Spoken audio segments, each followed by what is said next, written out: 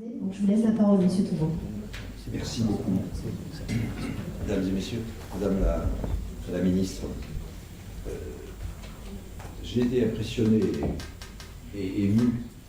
du débat qui a eu lieu tout à l'heure, après la table ronde sur l'état des lieux, et aussi cela m'a permis de remonter à ce qu'est l'origine peut-être de notre présence ici. C'est que depuis des années, le défenseur des droits se préoccupe, au titre de sa compétence de lutte contre les discriminations, de ce que les enfants, de plus en plus, heureusement, scolarisés dans l'école ordinaire, continuent à vivre, les enfants et naturellement leurs parents, continuent à vivre de considérables difficultés pour franchir, au-delà de l'école, le pas des activités périscolaires, extrascolaires et, en l'occurrence ici, des centres de loisirs. Nous avons en 2012, c'était mon prédécesseur, Dominique Baudis, émis une recommandation sur l'ensemble de ces sujets et nous avons surtout, en 2013, fait un appel à témoignages où, avec plus de 1200 réponses, nous avons recueilli beaucoup de ces paroles, dont vous parliez justement, Monsieur Lenoir, qui, pour certaines d'entre elles, se sont exprimées tout à l'heure. Et c'est clair que, pour nous, ce qui est en cause, c'est bien entendu le fait que le handicap continue à être, toutes les formes de handicap, pour les adultes comme pour les enfants, toutes les formes de handicap continuent à être le premier critère de discrimination qui est invoqué dans les réclamations qui nous sont présentées, d'une part. Mais que dans la vie courante, il est tout à fait clair que si nous voulons réaliser la mission que la Constitution nous a donnée, c'est-à-dire défendre les droits et les libertés fondamentales, l'une des parties de la population qui vit dans les 66 millions de Français qui vivent en France, qui est malheureusement encore, malgré les lois 75, 86, la loi du 11 février 2005 sur les droits fondamentaux des personnes en situation de handicap, les plus éloignés de l'effectivité des droits fondamentaux, ce sont les personnes qui sont effectivement en situation de handicap. Et ces droits fondamentaux, je le dis parce que souvent le droit est considéré comme une matière un peu théorique, un peu éloignée, et on se dit, tout ça, c'est des textes, c'est des paroles, c'est des articles de loi, et puis finalement, il ne se passe rien. Et nous sommes les défenseurs des droits, en charge de mettre en œuvre à la fois la Convention internationale des droits des personnes handicapées du 13 décembre 2006, que nous avons ratifiée, nous, la France, en 2010, et que nous mettons en œuvre depuis 2011. Et elle dit, cette convention, le droit pour tout enfant, y compris les enfants handicapés, à participer aux activités de loisirs est un droit fondamental. En effet, ces activités jouent un rôle déterminant dans leur réussite scolaire, l'épanouissement de leur personnalité et leur apprentissage de la vie sociale. Ça, c'était l'article Nous avons aussi, dans cette convention aussi, un article 35 DJ qui reconnaît aux enfants handicapés le droit de participer sur la base de l'égalité avec les autres enfants aux activités ludiques, récréatives, de loisirs et sportives, y compris dans le système scolaire. Mais nous sommes aussi en charge de la mise en œuvre ce qu'on appelle le mécanisme de suivi dans le langage des Nations Unies de la Convention internationale des droits de l'enfant, plus ancienne, beaucoup plus, celle du 20 novembre 1989. C'est pour ça que le 20 novembre, c'est la journée internationale des droits de l'enfant. Et celle du 20 novembre 1989, et que depuis le début de 1990, nous avons ratifié et nous mettons en œuvre. Et c'est à travers l'une de mes adjointes, qui est la défenseur des enfants, que je suis la mise en œuvre de la CID, de la même façon que c'est avec Patrick Goé, mon adjoint, que nous travaillons sur les questions de discrimination et de handicap. Et la Convention des droits de l'enfant, elle dit qu'il existe un droit au repos et au loisir, de se livrer au jeu et à des activités récréatives propres à son âge et de participer librement à la vie culturelle et artistique. Et s'il existe une institution de la République pour lesquelles ces mots que je viens de prononcer ne sont pas des paroles volantes et des textes sans effet, c'est nous. Parce que c'est notre métier, en quelque sorte, et c'est ce que la Constitution nous a demandé, de transformer ces droits, et bien entendu, tous ceux qui sont inscrits dans notre Constitution, dans le préambule de la Constitution de 1946, par exemple, et dans nos lois, dont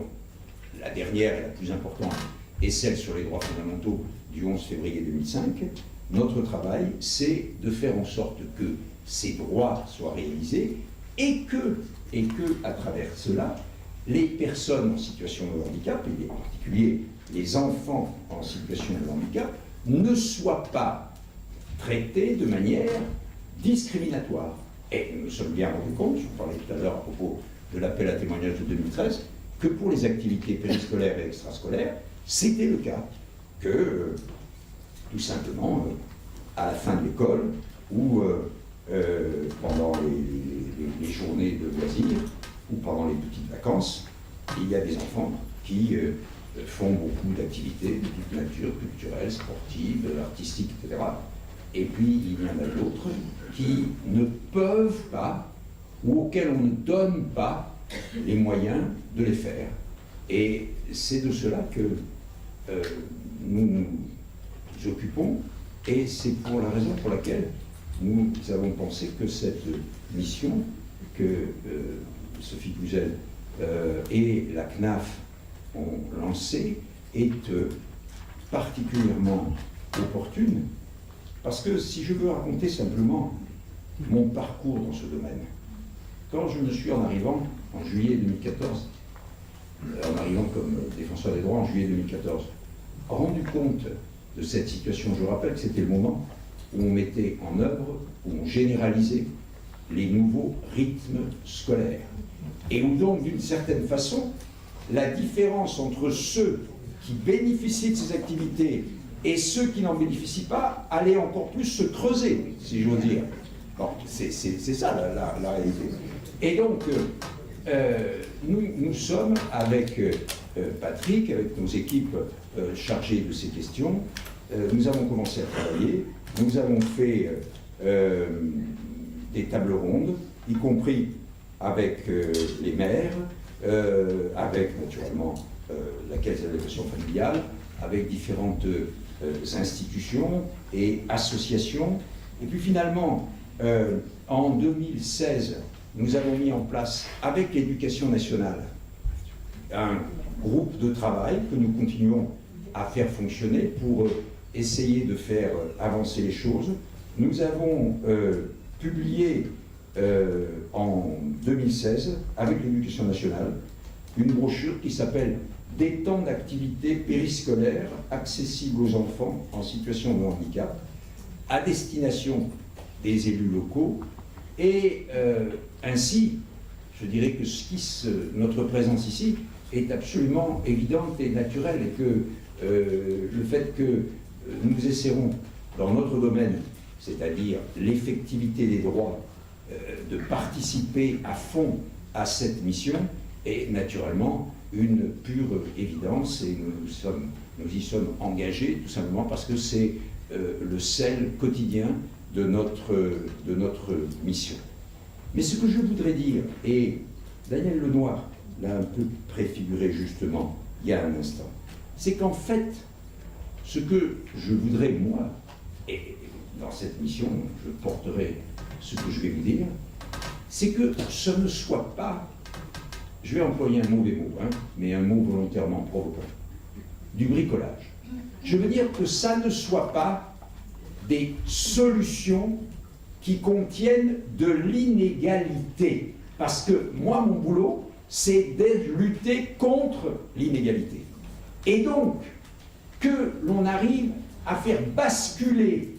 le système actuel dans un nouveau système, dans lequel, juridiquement, financièrement,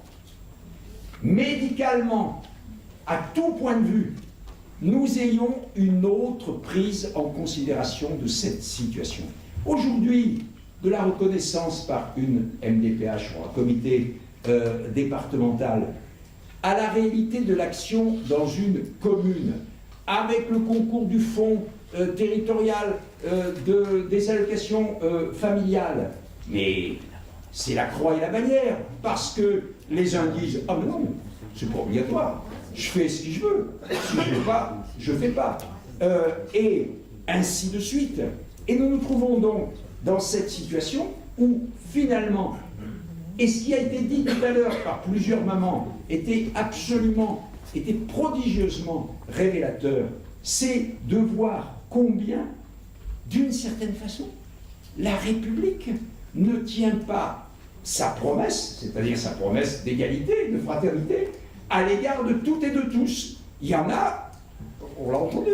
ça marche, et d'autres, ça ne marche pas. Et c'est ça que j'appelle,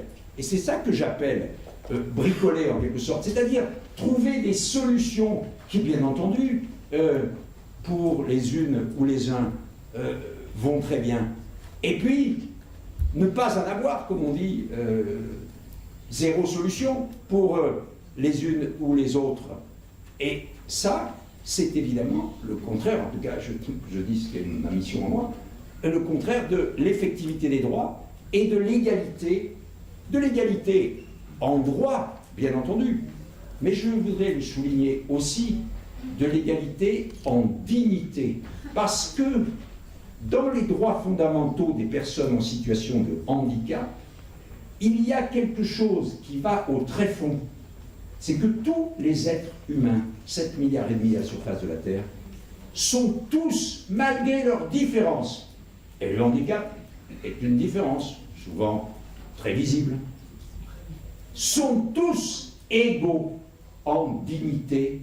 et en droit, que leur dignité de personne humaine est fondamentale, qu'il n'y a pas à discuter, c'est inconditionnel. Et donc, voilà, moi je vais participer à cette mission, Sophie et vous tous, je vais y participer dans cet état d'esprit. Je vais vous apporter naturellement, parce que c'est un peu mon métier, des références juridiques,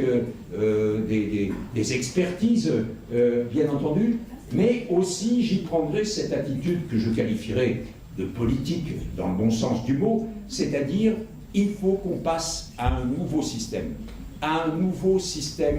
global. Si je ne craignais pas d'employer le français jargonesque, je dirais un nouveau paradigme, ça ne veut absolument rien dire. Ça veut dire simplement qu'il faut trouver, pour ces activités périscolaires, extrascolaires et les centres de loisirs, et pour l'accès des enfants en situation de handicap, mais on peut parler aussi de la toute petite enfance,